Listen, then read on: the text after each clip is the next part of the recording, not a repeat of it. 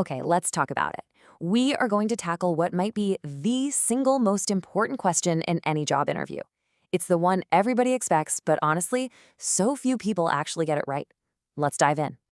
You know the moment. The interviewer leans in, smiles, and says those words. And what happens? Your mind either goes completely blank, or it starts racing in a million different directions.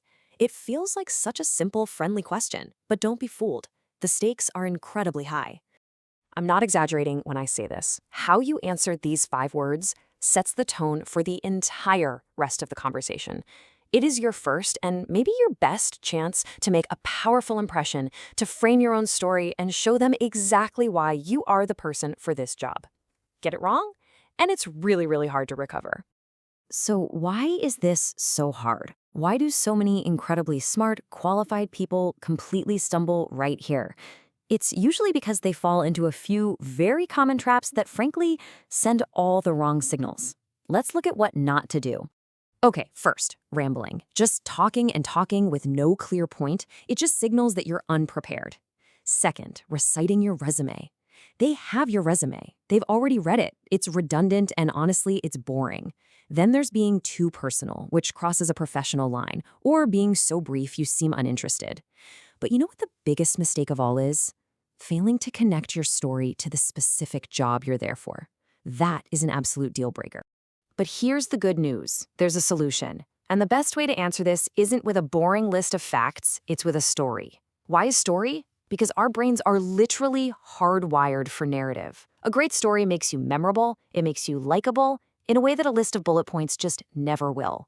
We're going to use a really simple 4-part framework to build your perfect story.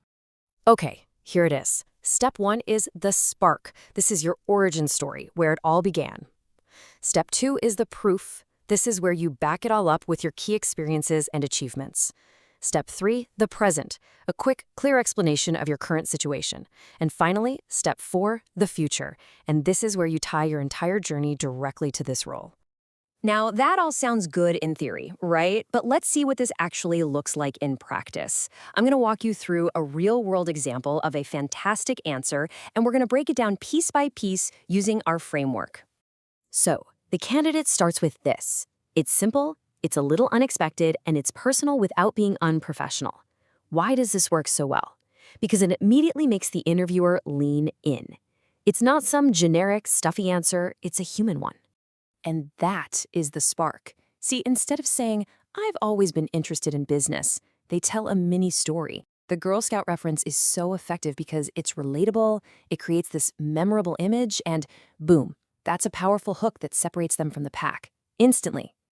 Now notice how they seamlessly connect that initial spark to their actual professional journey.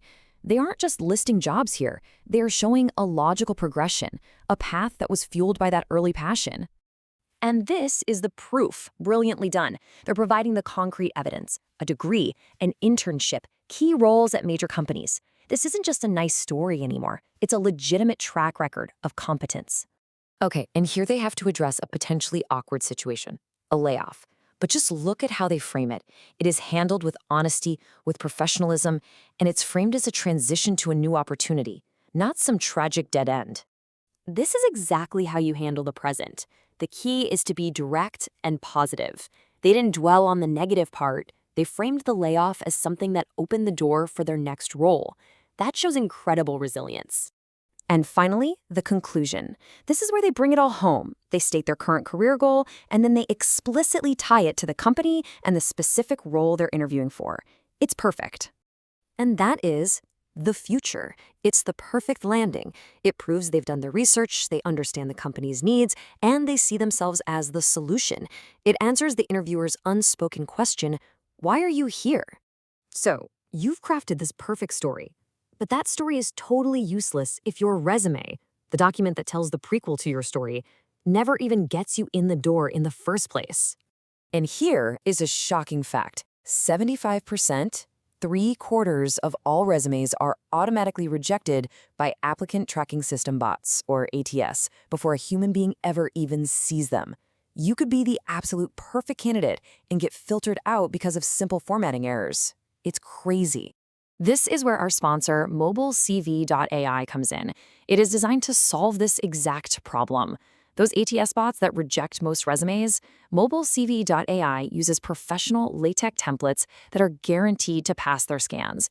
All that time you spend agonizing over formatting, it creates a perfect resume in about 60 seconds. But you know what I think is best? There's no risky monthly subscription. You get 3 free credits to start so you can build your resume and see for yourself before you ever pay a dime. Okay, now that you have the framework and you've seen a winning example in action, it's time to build your own story. I want you to take some real time with these 4 prompts. Really think. What was that moment you first got interested in your field? What are the 2 or 3 accomplishments you are most proud of? How can you describe where you are now in one clear positive sentence? And most importantly, how does this specific job serve as the perfect next chapter to your story? So I'll leave you with this. Don't just list your jobs, find the narrative that connects them. Because the person who tells the best story is so often the person who gets the job.